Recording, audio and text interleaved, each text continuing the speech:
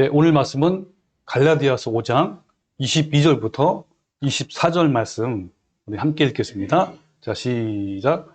오직 성령의 열매는 사랑과 희락과 화평과 오래 참음과 자비와 양선과 충성과 온유와 절제니 이 같은 것을 금지할 법이 없느니라.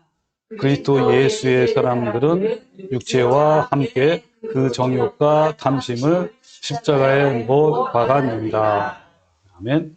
자, 우리 지난주 본문과 같은 말씀이죠? 네, 오늘 이 말씀 가지고 함께 나눌 건데요. 오늘 주제 말씀이 지금 약간 좀 무서운 말씀이었어요. 바로 어떤 거냐면, 독사의 알을 품으면 이렇게 된다. 제가 가지고 이 뒤 배경에다가 독사의 알을 이렇게 이제 딱 늘려냈는데, 너무너무 징그러워서 제가 차마 그렇게는 못하겠고, 이게 어떤 그림인지는 모르겠지만, 제가 이 사진을 배경으로 넣었습니다. 예. 그러면, 과연 독사의 알을 풀면 어떻게 되는지, 이 독사의 알의 반대가 뭐죠? 주님의 마음을 품으면 어떻게 되는지 서로 같이 알아본 시간을 갖겠습니다. 자, 우리 깨어있는 교회에서 지난주에 하나님과 씨름하기라는 주제로 사경회, 예전에 말한 부흥회죠. 이거를 했습니다. 그런데 우리 각자에게 하나님의 특별한 은혜가 있었던 것 같아요. 또 제가 뭐 일방적으로 설교한 것이 아니라 함께 토론식으로 나눔도 했고, 또 간단하게 하나님과 씨름하는 것도 실습도 해보았고, 또 은혜의 간증도 나누어 봤습니다. 그리고 우리는 지난 몇 주 동안에 정말 습관적이고 고질적이고 끊어내기 어려운 죄를 어떻게 끊어내는가에 대해서 알아보았습니다. 우리 하나님은 죄성을 가진 우리가 그 죄의 굴복이 돼서 어쩔 수 없이 반복해서 죄를 짓고 또 반복해서 참여하는 악순환을 원하지 않으신 거야.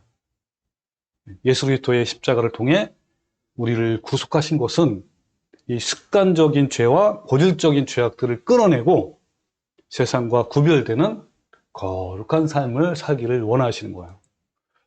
그런데 아쉽게도 대부분의 한국 사역자들이 이와 반대로 가르치고 믿고 있단 말이에요. 이들은 인간은 원래 원죄를 갖고 있기 죄인이기 때문에 어쩔 수 없이 죄를 지을 수밖에 없다. 그래서 하나님이 다 해놓으셨고 우리는 믿기만 하면 된다. 한 번 구원은 영원하다.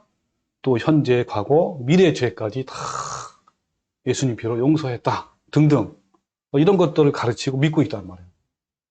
그래서 현재 대부분 한국 교회에서 이렇게 가르치다 보니까 죄와 싸워서 이기는커녕 적당히 세상과 죄와 타협을 하면서 거룩한 삶을 살지 않는단 말이에요. 그러나 성경은 명확하게 죄사함을 받고 구속함을 받은 우리는, 성도는 하나님의 도우심으로 얼마든지 죄를 이길 수 있다라고 말씀하고 있단 말이에요. 자, 우리가 3주 동안 알아본 것처럼 습관적이고 고질적이고 끊어내기 어려운 죄를 끊어내는 과정을 어떻게 표현했냐면 이렇게 했죠. 정말 처절한 하나님과의 씨름을 하잖아요.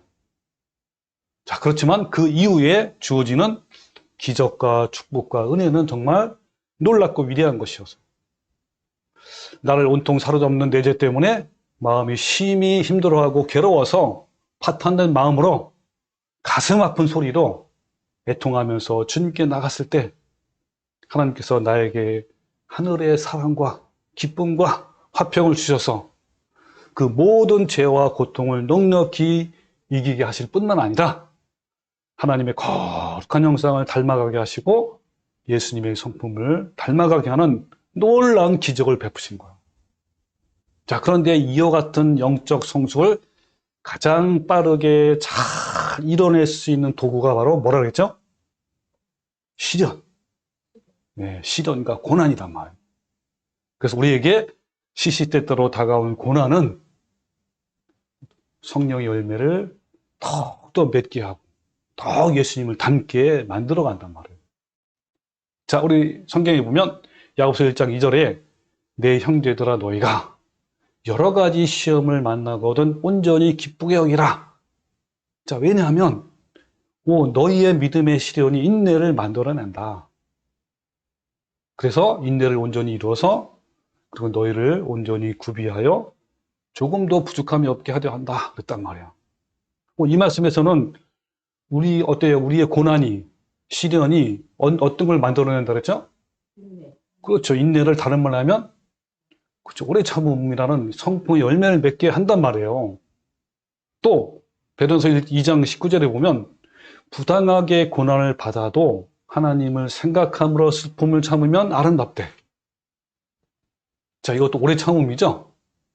네, 오래 참으면 아름답다는 말은 뭘까? 뭐가 아름답죠, 이렇게? 그 밑에 또 나와요. 고난을 받고 참으면 아름답대, 하나님 앞에서. 자, 이것이 뭐가 아름답습니까?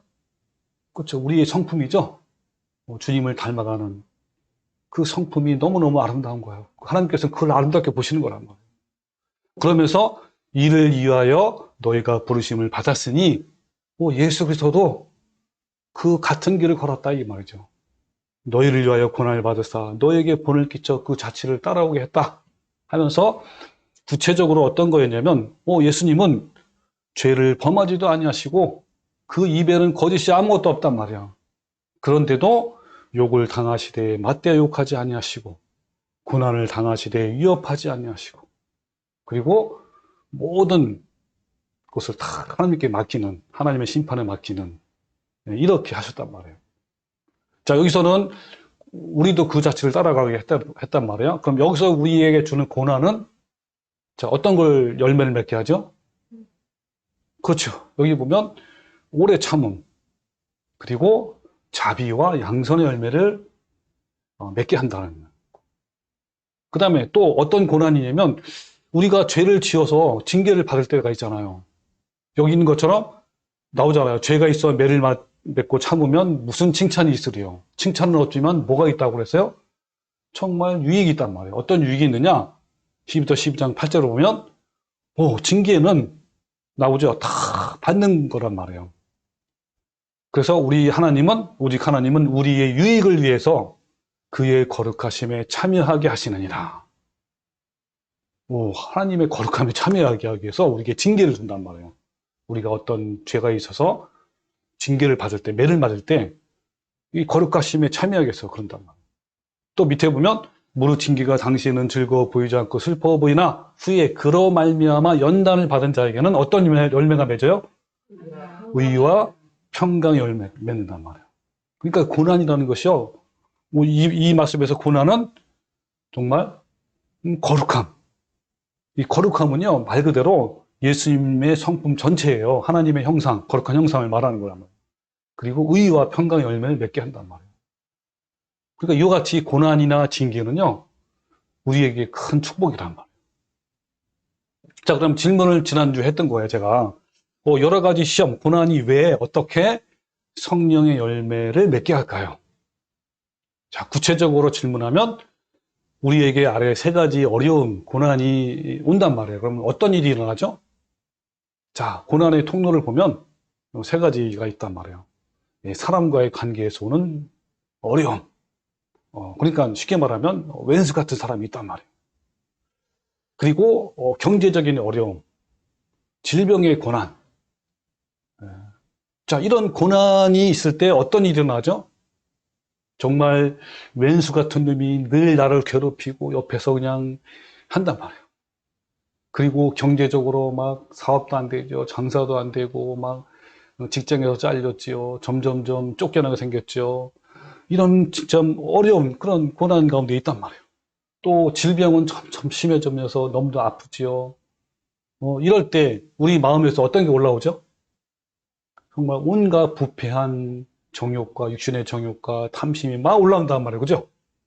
자, 그걸 이제 표현한 게 이런 것들이에요. 막 미움과 막 원망과 시기와 질투, 분노, 파벌, 폭언에다 막 폭행하다 살인까지 그 막 조급하잖아요. 그리고 막 탐심도 생기고 사기하고 사기 치는 거, 도적질, 그 다음에 돈과 세상을 사랑하는 거, 여러 가지 미혹과 유혹에 빠지기도 하고 불평하기도 하고 우울감, 죄책감, 좌절감, 짜증나고 막 신경질 나고 자살 등등 이런 것들이 강도가 시험과 고난이 강도가 점점점 심하면 심할수록 어때요? 더 강하게 나온단 말이에요. 쓴뿌리가 막 올라온단 말이에요. 그런데 어때요? 우리가 하나님의 계명을 통해서 이러한 그 죄악들이 쓴뿌리가 그죠? 그거에 빠지게 하고 또 그러다 보면 어때요? 점점 죄의 종이 된단 말이에요. 그러면 영원한 사망이 이른다는 것을 분명히 알잖아요. 그러다 보면 어떻게 됩니까? 우리는 저절로 어떻게 하게 되죠? 네, 주님께 가게 되잖아요. 그 질문을 제가 넣었단 말이에요. 자, 주님께 가게 되는데 그렇다면 우리는 어떤 문제를 가지고 주님 앞에 나가서 주님과 씨름하고 가난하고 애통한 마음으로 간구할까요? 자, 1번, 2번 중에 한번 택해보세요. 첫 번째, 왼수 같은 사람을 당장 심판해달라고, 또 경제적인 어려움을 해결해달라고, 질병을 고쳐달라고 애통하면서 매달려 할까요? 아니면 두 번째, 시련, 즉 고난을 통해서 나오는 온갖 부패한 죄성을 죽여달라고 애통하면서 매달려 할까요? 2번. 1번이야, 2번이에요? 네, 다 2번이죠. 네. 저는 예전에 1번 가지고 했단 말이야. 근데 잘못된 거야. 2번 가지고 해야 되는 거야. 자, 그래서, 이제, 그런데 대부분 사람들은 1번을 해결해 달라고 밤마다, 새벽마다 교회에서 기도원을 간구한단 말이에요. 근데 1번을 해결해 달라고 간구하는 것은요, 빗나간 신앙이고 잘못된 기도예요. 오히려 그 1번 문제가 해결이 안 돼요. 참 아이러니하죠, 그죠? 그걸 해결해 달라고 그렇게 기도했는데 해결이 안 된단 말이에요. 그런데 2번을 위해서 간구할 때요, 1번의 문제가 해결이 되는 놀라운 기적이 일어나요. 자, 왜 그렇죠? 네. 죄성이 없어지는. 네. 자, 근데 많이 보세요. 우리가 2번을 위해서 하나님과 씨름하고 가난하고 애통하는 마음으로 간구하면 어떤 상황이 되죠? 나의 부패한 탐심을 가지고 파탄된 마음과 애통한 마음으로 주님과 씨름했잖아요. 근데 어때요? 뭐 겨우 어떤 부분적인 죄를 이기게 하는 것보다 더 큰 것들을 주시잖아요. 예를 들면 왼수로부터 정말 억울한 일을 막 당해서 마음에 막 분노가 일어나고 미웃고 막 시기고 열등감이 막 일어났단 말이에요. 그게 너무 괴로워서 주님과 씨름했단 말이에요. 근데 그때 하나님이 주신 것은 겨우 분노나 미움, 시기심을 없애주는 것 이상으로 그 왼수 같은 사람을 불쌍히 여기고 도와주고 싶고 기도해주고 싶은 마음으로 변화된단 말이에요. 그러니까 그 왼수 같은 사람에 대해서 오래 참을 수 있고 자비와 긍휼히 여기는 마음이 되고 도와주고 싶은 관대한 마음이 되는 거잖아요. 이게 이제 오래 참음, 자비, 양선의 열매 아닙니까? 또 어때요? 친절하게 대할 수 있고 시기하거나 자랑하거나 교만하지 않을 수 있고 나의 유익을 구하지 않고 성내지 않을 수 있고 뭐 이런 것은 15가지 사랑의 열매 아닙니까? 이것은 정말 기적 중에 기적이고 축복 중에 축복이에요.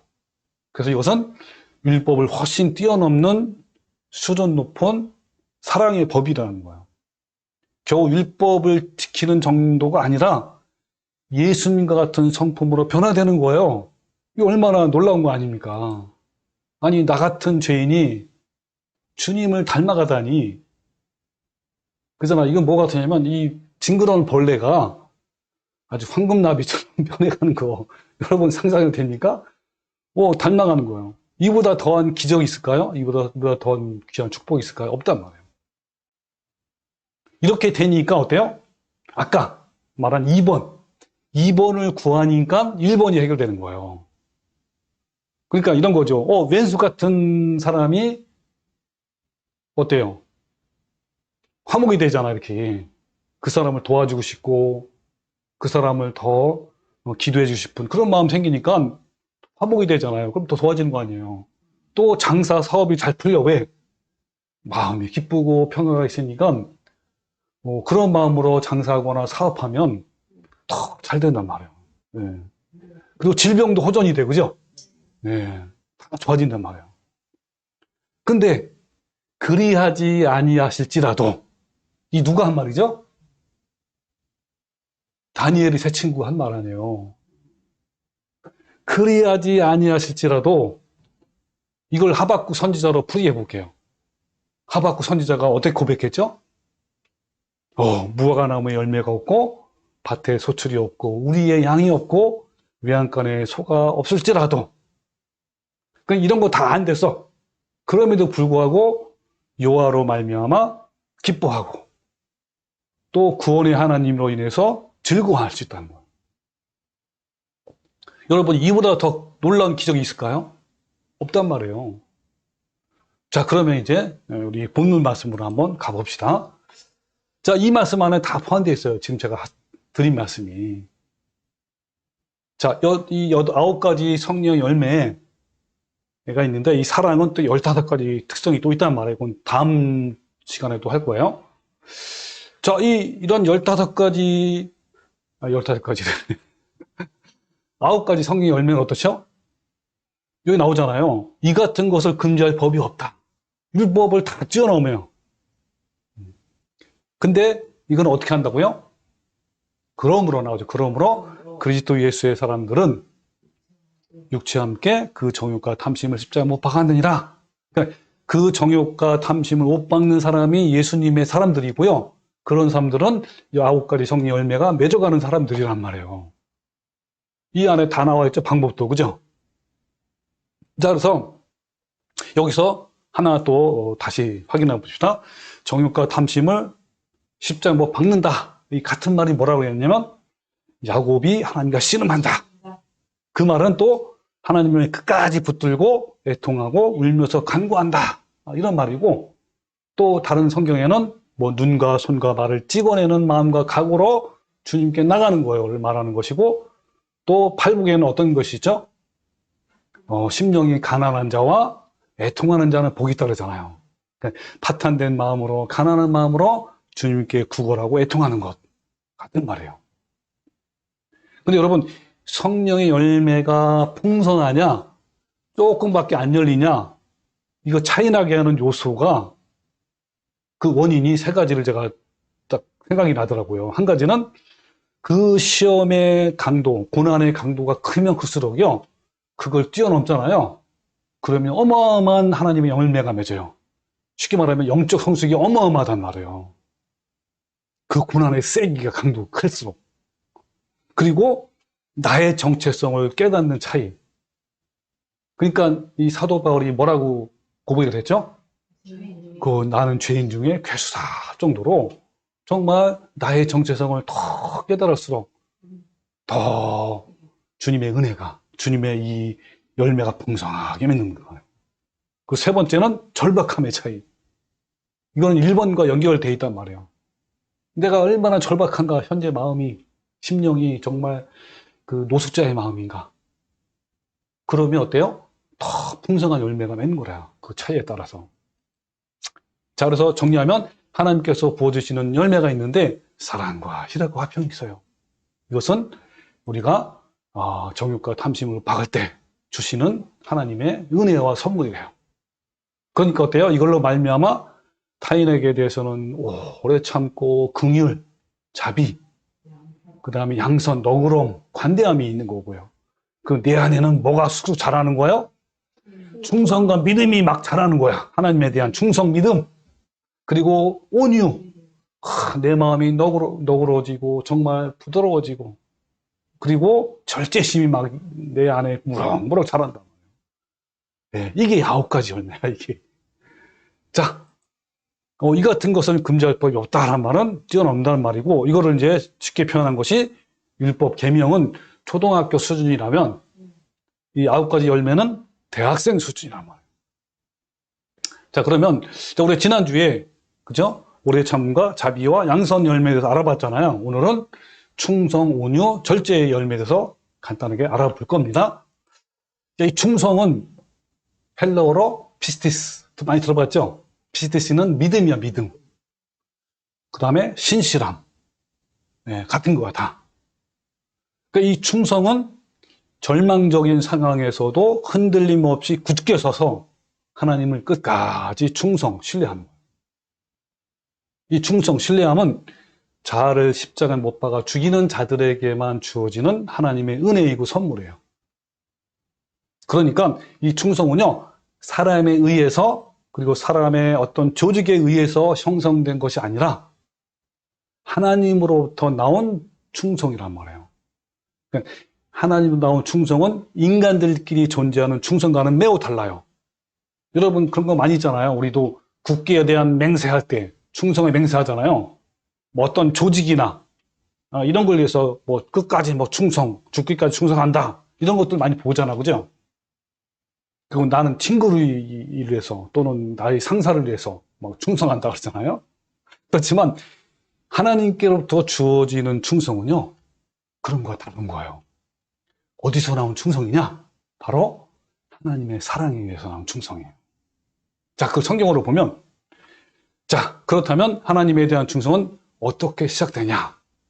요한일서 4장 10절에, 또 19절에 이런 말씀이세요.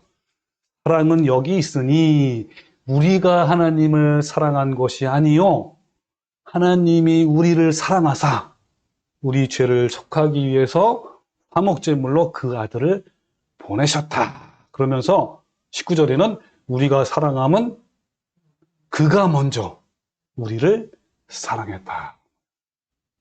우리가 죄인 됐을 때, 죄인이란 말은 우리가 하나님과 원수 되었을 때 하나님께서 먼저 우리를 사랑한 거예요. 어떻게 사랑했어요? 그 독생자 아들, 그 예수님을 이 땅에 보내셔서 화목 제물로, 제물로 삼으신 거야. 네, 십자가에서 우리 죄를 위해서 다 죽게 하시고 했단 말이에요. 그만큼 우리를 사랑하신 거예요. 그래서 먼저 사랑했단 말이에요. 그래서 이 사도 바울은 뭐라고 간증하냐면 디모데전서 1장 16절에 내가 사도 바울이요 긍휼을 입은 까닭은 예수 그리스도께서 내게 먼저 일체 오래 참으심을 보이사. 그러니까 사도 바울이 되기 전에 정말 교회를 핍박하는 그런 사람이었잖아요. 근데 그것도 다 먼저 예수님이 하나님이 먼저 오래 참았단 말이에요. 정말 당장 죽여도 그런 당장 지옥에 보내도 그럴 만한데도 불구하고 오래 참으셨단 말이에요. 그래서 후에 주를 믿어 영생 얻는 자들에게 본이 되게 하였다. 여러분 사도 바울 뿐이겠어요? 우리 모두에게 우리 어떻습니까? 하나님은 오래 참으시고 당장 우리를 심판하신 것이 아니라 오래 참으시고 자비를 베푸시고 또 양선을 하셨잖아요. 누가 먼저요? 예수님 먼저. 예수님이 우리한테 그렇게 했단 말이에요. 그래서 여러분 고전 13장 4절부터 실제로는요. 여러분 이것은 예수님이 우리한테 먼저 해준 거예요. 우리한테 어떤 걸 먼저 해줬죠? 오래 참아주셨고 온유하시고 시기하거나 뭐 자랑하거나 교만하지 아니하시고 우리에 대해서 나에 대해서 무례행하지 아니하시고 또 자기의 유익을 구하지 아니하시고 성내지 아니하시고 악한 것을 생각하지 아니하시고 불의를 기뻐하지 아니하시고 진리함 기뻐하고 참고 믿고 바랐단 말, 견뎠단 말이에요. 누구에 대해서? 나에 대해서 그렇게 하신 거예요. 먼저. 그래서 예수님이 유언장으로 우리에게 뭐라고 말씀하셨냐면 새 계명을 너에게 주노니 서로 사랑하라 하면서 내가 어떻게 해요? 너희를 사랑한 것 같이 그 가치가 위에 나왔어 안 나왔어요? 그것처럼 너희도 서로 사랑하는 말이에요. 그렇죠? 너희도 서로니까 뭐요? 이웃에게 누구까지도 원수까지도 그렇게 하라는 거예요. 왜? 우리도 원수 되었잖아. 하나님과 믿기 전에는 우리 하나님 알기 전에는 우리 뭐가 되었다고요? 하나님 원수가 됐단 말이에요. 그럼에도 원수 같은 우리를 이렇게 참아주시고 온유하시고 시기하지 않으시고 이렇게 해서 우리를 용서해 주시고 우리를 살렸단 말이에요. 그것처럼 너희도 원수에 대해서 그렇게 하란 말이에요. 자, 에베소서 10장 10절에 보면 자, 그 사랑이 얼만큼 나를 얼만큼 사랑했는지 깨달으란 말이에요. 그 사랑, 하나님의 사랑의 깊이는 끝이 있어, 없어? 없어. 그래서 여기 나온 것처럼 너희가 사랑 가운데서 뿌리가 박히고 터가 굳어져서 능히 모든 성도와 함께 지식에 넘치는 그리스도의 사랑을 알아라 이 말이에요. 그 사랑이 얼마나 넓은지 길이니까 얼마나 긴지 얼마나 높은지 얼마나 깊은지 그 사랑을 깨달으란 말이에요. 그 사랑을 알면 알수록 우리는 점점 뭐가 더 커져요? 주님에 대한 충성이 더 커진단 말이에요. 하나님이 나를 얼마큼 사랑했는지 그 사랑의 깊이만큼 주님에 대한 충성이 더 커진단 말이에요. 더 신뢰함이 더 커진단 말이에요. 이해되셔요? 그러니까 충성은 하나님께서 십자가에서 먼저 본을 보여주신 사랑에서 나온 거예요. 인간적인 사랑도 물론 이렇게 또 이런 사랑에서 나올 수 있지만 이 하나님의 사랑은 더 큰 거라요. 그 하나님의 사랑을 깊이 체험하면서 나오는 품성이 바로 충성이에요. 하나님께서 먼저 나를 사랑하셨기 때문에 그 사랑에 감격하여 자발적으로 하나님을 사랑하고 그 하나님께 죽도록 충성하는 거예요. 하나님이 나를 끝없이 사랑하시는 그 사랑으로 말미암아 감격되어 자신 안에 저절로 나타나는 것이 바로 하나님께 대한 충성. 이런 하나님을 향한 우리의 충성은요, 신실함은 하나님의 사랑과 신실함에 대한 우리의 반응이에요. 내 자아를 십자가에 죽일 때 하나님이 부어주시는 사랑과 희락과 화평으로 말미암아 내 안에 자발적으로 저절로 나오는 것이 바로 충성이란 말이에요. 그러니까 아까 얘기한 것처럼 하나님에 대한 충성은 하나님의 사랑의 깊이와 높이와 길이가 얼만큼 넓으냐 그만큼에 따라 비례한단 말이에요. 자, 그러면 제가 질문 드릴게요. 그 하나님의 사랑은 언제 더 풍성해질까요? 우리의 충성은 어디에 달려있는 거예요, 지금? 하나님의 사랑을 얼만큼 더 아는가, 깨달은가. 그에 따라 다르잖아요. 그러면 그 사랑은, 하나님의 사랑은 언제 더 풍성해질까요? 더 깊어지고 더 넓어질까요? 그렇죠. 네. 앞에서도 간단히 알아본 것처럼 우리에게 여러 가지 시험, 고난, 이것이 올 때 우리는 먼저 얼마나 부패한 죄성인가를 알게 되잖아요. 내 안에서부터 나오는 온갖 부패한 죄악 때문에 너무 힘들고 괴로워서 주님과 씨름할 때 주님이 주시는 그 놀라운 사랑과 기쁨과 고요함으로 말미암아 하나님께 대한 충성이 더 단단해지는 거예요. 나 같은 못난 인간을, 벌레 맡은 만도 못한 저를 먼저 버리시지 아니하시고 마땅히 벌을 받아야 함에도 이렇게 보호 같은 진주를 또 진리를 알게 해주시고, 그래서 그 좁은 길과 생명길을 가게 하신 하나님의 은혜와 사랑이 너무너무 크고 깊고 넓고 높은 거예요. 그러니까 이 나에 대한 하나님의 사랑이 너무 귀해서 나의 재산을 언제든지 포기할 수 있고, 또 내가 자랑으로 삼았고 내게 유익했던 모든 것을 포기할 수 있고, 나의 생명도 기꺼이 내어줄 수 있는 거예요. 죽도록 충성할 수 있는 거란 말이에요. 예수님의 사랑이 너무 커서 외부 환경이 너무 어려움에도 불구하고 하나님은 선하시고 신실하시고 변함없으시고 한결같으시고 실수하지 않으시는 하나님을 끊임없이 신뢰하는 거란 말이에요. 주님이 주시는 그 사랑이 너무 크고 귀해서 우리가 타인의 괴롭힘이나 억울함이나 비인간적인 대우 속에서도 누구를 원망하거나 불만하지 않고 끝까지 하나님을 신뢰하는 거예요. 이 신실함은 바로 히브리서 11장의 믿음의 선진들처럼 핍박이나 또 집요한 괴롭힘이나 비인간적인 대우 속에서도 증명되는 거예요. 이런 상황에서 여전히 하나님께 대한 신실함, 같은 말이 뭐예요?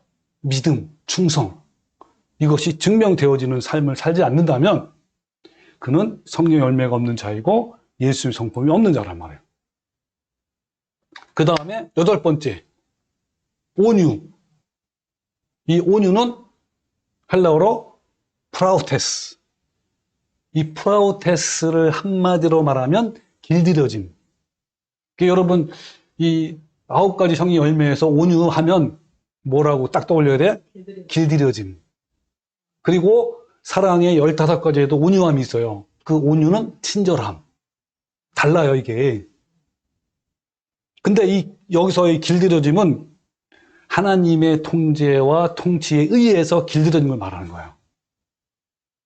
근데 이렇게 되려면 뭐부터 출발해, 먼저 뭐가 있어야 되냐면, 출발이 뭐냐면 이런 거예요. 내 안에 선한 것이 없고, 나는 아무것도 아니고, 오직 하나님 안에 모든 것이 있다라는 깨달음부터 시작돼요. 근데 반대로, 내 안에 의뢰움이 있어. 내 공로와 자랑이 있다라고 여긴다면, 성령 열매인 온유가 맺기 어렵단 말이에요. 내 생각, 내 주장, 내 판단은 올바르지 않고 아무것도 아니고 나에게는 선한 것이 아무것도 없다는 것을 발견하고 즉 내 안에 부패한 육신의 정욕과 탐심을 깨닫고 주님께 가서 구걸하고 애통할 때 내 자아, 내 고집, 내 생각, 내 주장, 내 꿈과 비전이 죽어서 하나님만 신뢰하고 온전히 하나님께 길들여지는 자가 바로 온유한 자가 되는 거란 말이에요. 나는 아무것도 아니고 텅 비었습니다. 라는 것을 깨닫게 하기 위해서 하나님은 우리에게 어디로 몰아가시냐면 광야로 몰아가요. 때때로 나의 삶에 외로움, 배고픔, 두려움, 고통을 통해서 나에게는 아무것도 없고 주님만이 나의 모든 것입니다. 라고 탄식할 때 우리는 온유해질 수 있단 말이에요. 그래서 온유하게 길들여지는 장소는요, 평탄한 장소가 아니고 광야에서 그러죠. 그 이른바 광야 학교라고 그래요. 이 광야를 통해서, 즉 고난을 통해서 우리는 낮아지고 깨어지고 상한 심령이 되어 통회하는 거예요. 온유는 바로 그 광야 학교에서 만들어진단 말이에요. 이와 같이 온유한 사람은 하나님의 통제를 받는 사람인 거예요. 그래서 어디 가든지 어린 양이신 예수님을 따라가는 자예요. 자, 이것을요, 잘 표현한, 비유한 말씀이 있어요. 이것은 야생마를 조련하여 준마가 되는 거예요. 자, 여러분 생각해 보세요. 온유하면 뭐가 떠올리라고요? 길들여짐은 준마가 된 거예요. 야생마가 뭐가 되는 거예요? 준마가 되는 거. 그거 딱 떠오르면요, 금방 이해된단 말이에요. 여러분, 야생마는요, 교만과 고집의 대명사예요. 이 야생마의 모습은 자아가 펄펄 살아있는 우리의 모습이에요. 자신이 현재 야생마 상태라면 성령 열매 또 거룩함을 이루는 성품이 전혀 없다는 거예요. 저도 예전에 하나님을 열심히 믿었지만 야생마였어요. 교만했고 고집스러웠고 자기만 최고이고 나를 알아주기만 원했고 내가 칭찬받고 인정받고 싶었단 말이에요. 내 의지, 내 꿈, 내 비전, 내 생각, 내 계획이 충만했어요. 저는 누가 조금만 건드려도 발끈하는 야생마였단 말이에요. 어느 날 진리를 깨닫고 주님 앞에 섰을 때 나는 아무것도 아니고 벌레 같은 죄인이고 죄인 중에 개수이고 내 안에 텅 비었다는 것을 깨닫고 주님과 처절한 씨름을 통해서 온유한 준마가 되어갔어요. 할렐루야.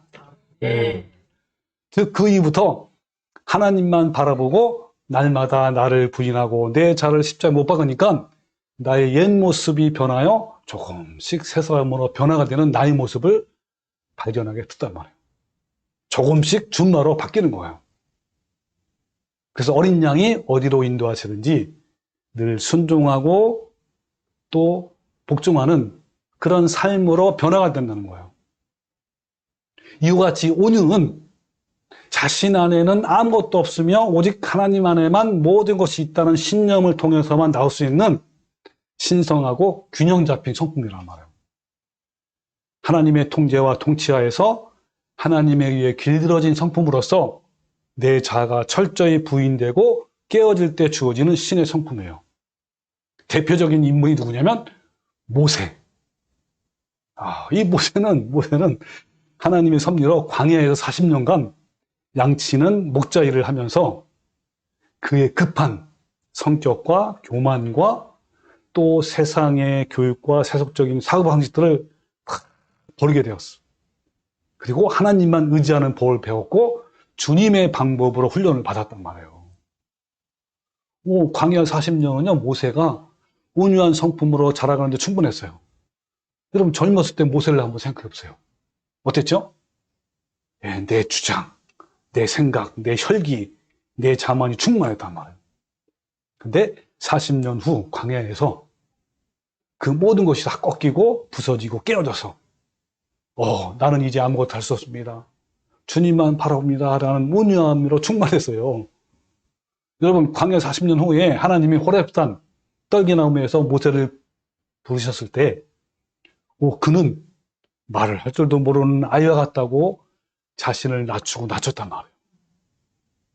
이처럼 자신이 의지하고 자랑스러워했던 인간적인 자부심이 다 떨어져 나갈 때야 비로소 모세는 하나님의 종으로 위대하게 쓰임받는 그런 사람이 됐단 말이에요.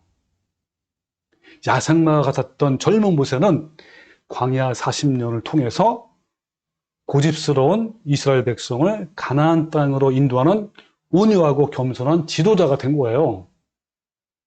여러분, 모세는요, 그 당시에 그 이스라엘 백성들의 고집과 완고함과 무지몽매함을 잘 알고 있었어요.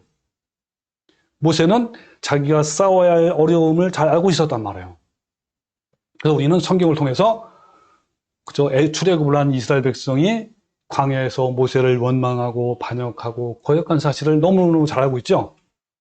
그러나 힘들고 지치고 낭망이 되어도 모세는 끝까지 그의 온유함을 잃지 않았고 이스라엘 백성에 대한 애정과 사랑을 버리지 않았단 말이에요.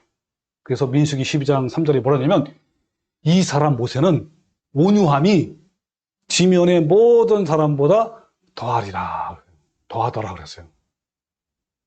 이 모세의 온유한 성품은요, 말세를 만난 우리에게 가장 필요한 거예요.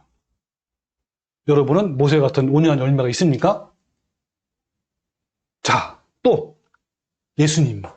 이 예수님은요, 온유함에 대한 최고의 모본을 보이신 분이에요. 그래서 빌립보서 2장 5절에 보면 너희 안에 이 마음을 품어라. 곧 그리스도 예수의 마음이니. 이게 무슨 말이죠? 예수님의 성품, 즉 성령의 9가지 열매, 그거를 닮으란 말이에요. 그죠?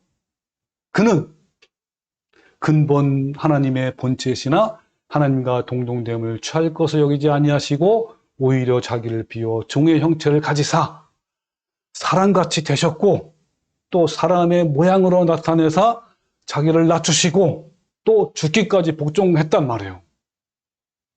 어디까지?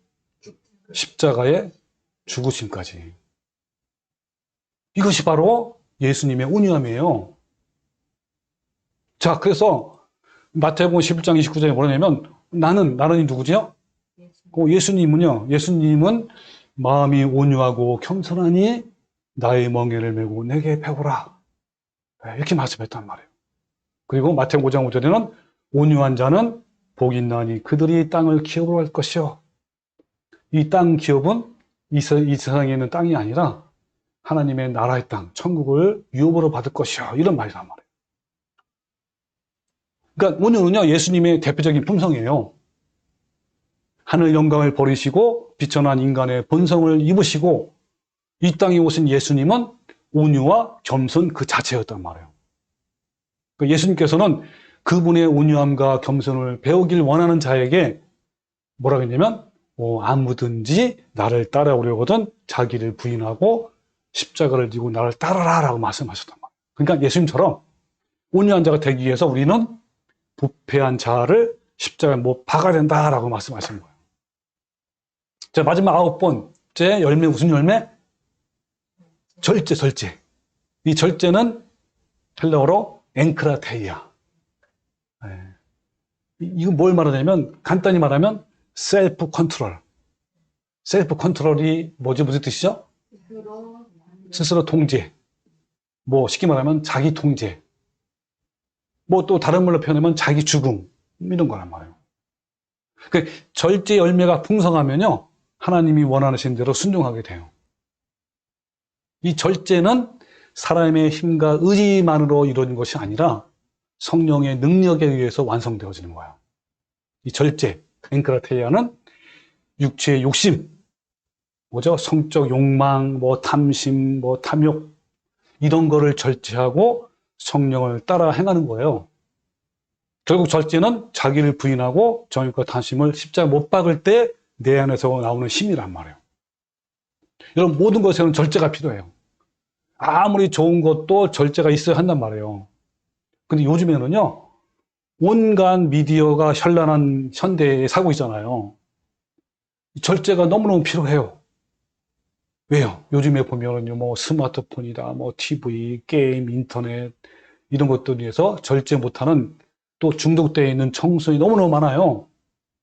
또 성인들은 뭐 음란물, 포르노 영상, 뭐 폭력적인 거 등등 많단 말이에요. 절제예요. 그리고 무엇보다도 뭘 절제하냐면 식탐. 여러분, 우리 성도들은요, 음식 먹는 것도 절제가 필요한 거예요. 그리고 뭐니 해도 이 절제는 어떤 역할을 하냐면 성령의 8가지 열매에도 절제가 필요한 거예요. 총 9개인데 맨 마지막이 뭐라고요? 절제. 절제는 앞에 있는 8가지 일에서 필요하단 말이에요. 그러니까 절제는 8가지 성령 열매의 어머니예요. 이 절제 열매는 8가지 성령의 열매를 더 품격 있게 높여준단 말이에요. 그러니까 이 절제는 8가지 열매를 적절하게 통제하고 통치해서 더 빛나게 하고 아름답게 한단 말이에요. 여러분, 자동차에도 뭐가 있죠? 브레이크가 있단 말이에요. 브레이크 역할을 하는 것이 절제예요. 여러분, 사랑도 지나치면 어떻게 되죠? 예, 그죠. 집착이 되고 또 해프게 된단 말이에요. 절제 없는 실학은 실없는 사람이 되기도 해요. 그러니까 이 절제에는 8가지 성령 열매를 언제, 어떻게, 어디서, 어느 정도 사용해야 하는지 조절해주고 통제하는 성품이에요. 그래서 이 절제는 8가지 열매를 균형 있게 하고 더 품격 있고 가치 있고 빛나게 하고 아름답게 높여준단 말이에요. 자, 그래서 좀 디모데후서 3장 1절에 보면요. 너희는 이것을 알라 말세에 고통하는 때가 이른다. 그랬죠? 그러면서 자기를 사랑하고 돈을 사랑하고 하면서 밑에 뭐가 나와 있죠? 절제하지 못하고 사납고 조급하다. 네. 여러분, 이와 같이 말세에는요, 절제 못하는 그런 상황에 처해 있단 말이에요. 그런데 이 같은 자들에게서 내가 돌아서라 그러잖아요. 이 같은 자들은 어떻단 말이에요? 하나님께 합당하지 않단 말이에요. 그리고 사도 바울이 여러분 어떤 걸 비유했냐면 당시 고대 올림픽을 비유하면서 영생을 받을 자의 성품에 대해서 말하고 있어요. 자, 고전 9정 24절에 뭐냐면 이 고대 올림픽 중에 2가지를 사례를 들었어요. 하나는 달리기 경주 알지요? 또 하나는 격투기 레슬링 이런 거. 그래서 첫 번째는 달리기인데 운동장에서 다름질하는 자들이 다 달릴지라도 오직 상을 받는 사람은 한 사람인 줄을 너희가 알지 못하느냐? 그러면서 너희도 상을 받도록 이와 같이 다름질하라.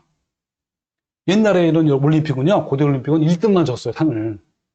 그래가지고 월계관, 승리관이라 승리관을 딱 줬단 말이에요. 자, 이와 같이 달려라 그랬죠. 또 두 번째는 이기기를 다투는 자마다 모든 일을 절제하나니 뭐 한다고요? 절제해라, 절제. 여러분, 이기기 위해서는 반드시 뭘 해야 된다고요? 절제하는 거야, 절제. 마찬가지예요. 여러분, 우리가 세상과 죄와 싸워서 이기기 위해서도 절제가 필요한 거예요. 예전에는요, 이 격투기 레슬링은요, 하다가 죽을 수도 있어요. 이런 거란 말이에요, 지금. 그러면서 그들은 썩을 승리자의 관을 얻고자 하되 우리는 썩지 아니할 것을 얻고자 한다라고. 여기에서 이 상은 어떤 상입니까? 영원한 영생과 구원의 상이란 말이에요. 그러니까 이 상은 천국에서 차별적으로 주어지는 상급이 아니라 구원, 영생을 말하는 거예요. 이기기를 다투며 날마다 내 몸을 쳐 복종시키는 자에게 주어지는 상은 영생과 구원이에요. 아니, 이처럼 내 몸을 쳐 복종시키고 이기기를 다투어서 받을 수 있는 것은요, 영생밖에 없어요. 즉, 구원을 얻는 것은 올림픽에서 승리관을 얻는 것과 똑같다라고 바울은 말씀하고 있어요. 그러니까 선수들이 상을 얻기 위해서 얼마나 절제하는지를 한번 생각해 보십시오. 이 고대 레슬링은 아까 승자만 존재하고 패자는 죽는 거란 말이에요. 자, 이런 것이 싸우는 자가. 선수가 운동장에서 경기를 하는 것처럼 우리도 생명의 면류관 구원을 얻기 위해서 다투고 싸우고 절제하고 투쟁해야 하는 거야. 썩지 않는 면류관을 얻기 위해서 구원을 발탈당하지 않기 위해서 몸을 쳐 복종시키는 말이에요. 이 바울이 바로 그렇게 했단 말이에요. 바울이 너무너무 큰 사역이 됐잖아요. 그 큰 사역에서 교만하지 않기 위해서, 그 하나님의 영광을 빼앗지 않기 위해서 그렇게 자기 몸을 쳐 복종시켜야 했단 말이에요. 여러분, 바울도 하나님께 버림을 당할까 두려워서 날마다 하나님과 씨름하는데 여러분은 어떻게 해야 할까요? 우리는 더 해야겠죠, 그죠? 자, 지금까지 성령 열매 9가지에 대해서 알아봤는데 여러분은 이러한 열매가 풍성합니까? 자, 여러분 마음에 이런 열매들이 지금 풍성하게 있어요? 예? 여기 마음이라 생각해, 여러분 마음에 다 있단 말이에요. 있는데 이런 열매들이 여러분 이 9가지 열매를 하나하나 딱 보면서요, 하나의 중요한 키워드를 여러분 마음속에 이렇게 딱 바뀌어요. 충성하면 뭐요? 충성하면 하나님의 사랑의 깊이에 따라 충성이 더 세잖아요. 절제하면 뭐가 떠올려야 돼요? 여러분들 아무거나 떠올리면 돼요. 예를 들면 뭐 나는 바울의 절제를 한번 생각하겠다. 아니면 올림픽을 떠올린다든지. 네. 예를 들면 뭐 운유하면 뭐가 떠올려요? 운유? 그렇죠. 야생마와 준마 떠올리면 돼요. 그다음 자비하면 떠오르는 게 긍휼. 거기 뭐 그 엄마의 자궁과 같다 그러잖아요. 뭐 헤세드, 라훔 해도 되고 창자 뭐 떠올려도 되고. 네, 이런 것들을 떠올리면 여러분이 더 이렇게 열매를 맺는데 도움이 된단 말이에요. 자, 지난주에도 여러분 말했지만 이 9가지 성령 열매는 한 묶음이에요, 그죠? 그렇기 때문에 많고 적음은 다를 수 있지만 모든 열매가 있든지 아니면 열매가 없든지 둘 중에 하나란 말이에요. 그래서 성령의 9가지 열매는 예수님의 성품이고 하나님의 거룩한 형상을 말하기 때문에 심판의 근거가 되고 구원의 기준이 돼요. 우리는 성령의 열매가 없이, 즉 예수님의 성품과 관계없이 얼마든지 목사도 할 수 있어요. 전도사, 선교사, 장로, 집사, 그 열심히 교회도 나가고 홍보도 내고 할 수 있단 말이에요. 근데 이것은요, 거짓 사역자이고 가짜 교인이에요. 외식하는 자이고 위선자란 말이에요. 그러나 성령 열매가 풍성하면 이런 사역과 종교 행위는 저절로 그리고 진정으로 뜻대로 할 수 있단 말이에요. 근데 성령 열매는 한순간에 결심한다고 맺어지는 것이 아니라 날마다 조금씩 자아를 죽여서 이루어지는 것이고 전 삶을 통해서 이루어지는 거예요. 자, 여기 보면요. 자, 화면에 봅시다. 갈라디아서 5장에 여기 보면요, 성령의 열매만 나오는 것이 아니라 뭐도 있어요? 육체의 일도 있단 말이에요. 그래서 5장 19절에 육체의 일은 분명하니 하면서 음행과 더러운 것과 호색과 하면서 15가지의 아주 육체적인 것들이 막 부패한 것들이 나온단 말이에요. 그러면서 이런 일을 하는 자들은 하나님 나라의 유업으로 받지 못할 것이요 그랬죠. 그 다음에 이어서 오직 성령 열매는 하면서 9가지 열매가 나와요. 그러면서 그리스도 예수 사람은 육체와 함께 그 정욕과 탐심을 십자가에 못 박았느니라 나온다. 자, 이 말씀 전에 17절에 뭐라고 그러냐면 이렇게 나온단 말이에요. 육체의 소욕은 성령을 거스리고 성령은 육체를 거스리나니 이 둘이 서로 대적함으로 너희가 원하는 것을 하지 못하게 함이라. 그러니까 뭐가 싸우는 거 우리 안에서? 육체의 소욕과. 그렇죠. 육체의 소욕과 성령과 싸운단 말이에요. 성령의 사역과 싸워서 뭐에 승리하는 때에 따라서 육체의 일을 맺을 수 있고 성령의 열매를 맺을 수 있단 말이에요. 늘 항상 이런 싸움이 있는 거예요.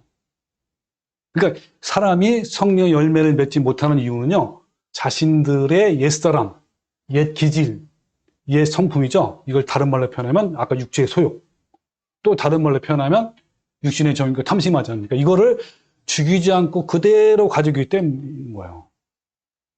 그러니까 내 안에서 육신의 소유과 성령이 서로 싸우다가 원래 내 속에 있는 육체의 소유가 강할 때 육체의 일들이, 그 죄악들이 강하게 나온단 말이에요. 그러나 내 자아가 죽은 만큼 성령 열매, 거룩함이 나타나는 거예요. 그러니까 육체의 일들은 수고하고 애쓸 필요가 없어요. 그것은 그냥 내버려두면 자연스럽게 나오는 것들이에요. 마치 쓰레기에서 악취가 나오듯이 부패한 본성에서 육체의 일들이 자연스럽게 저절로 나온단 말이에요. 근데 열매는 어떻죠? 이 열매를 맺기 위해서는 어땠죠? 그렇죠. 씨앗을 심어야 되죠. 가꿔야 되죠. 잡초를 뽑아줘야죠. 농약을 잡아주고 벌레를 잡는 등 많은 수고와 노력이 필요하단 말이에요. 그러니까 가꾼 결과 맺어지는 것이 열매예요. 열매를 맺는 것은 농부처럼 최선을 다해야만 열매를 맺어진 거예요.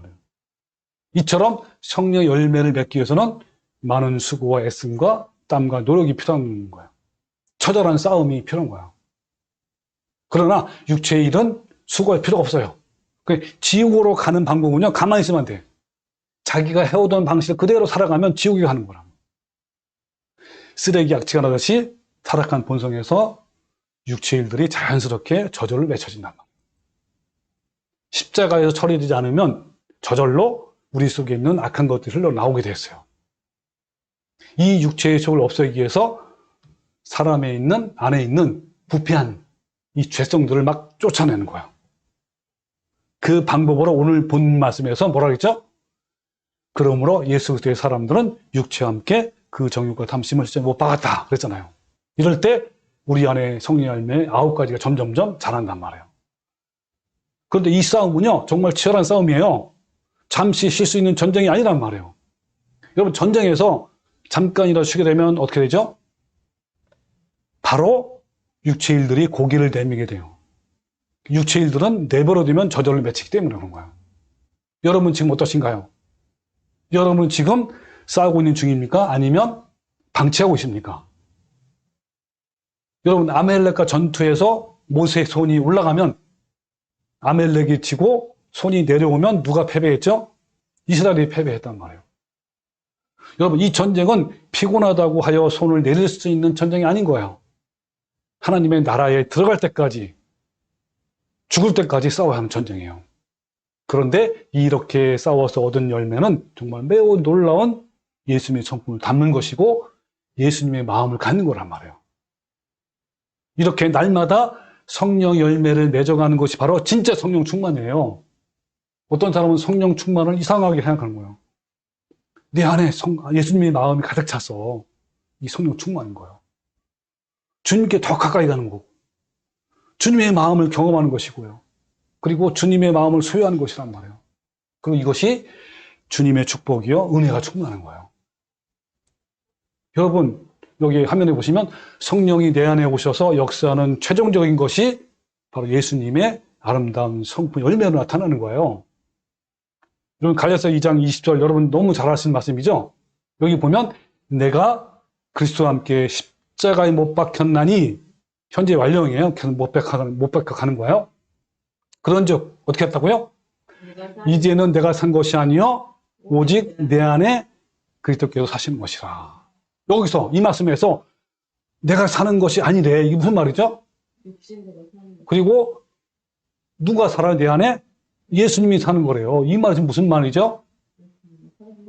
예, 내가 사는 것이 아니다라는 말은 뭐냐면 내 자아, 아까 육체의 소유, 이것이 죽은 거예요.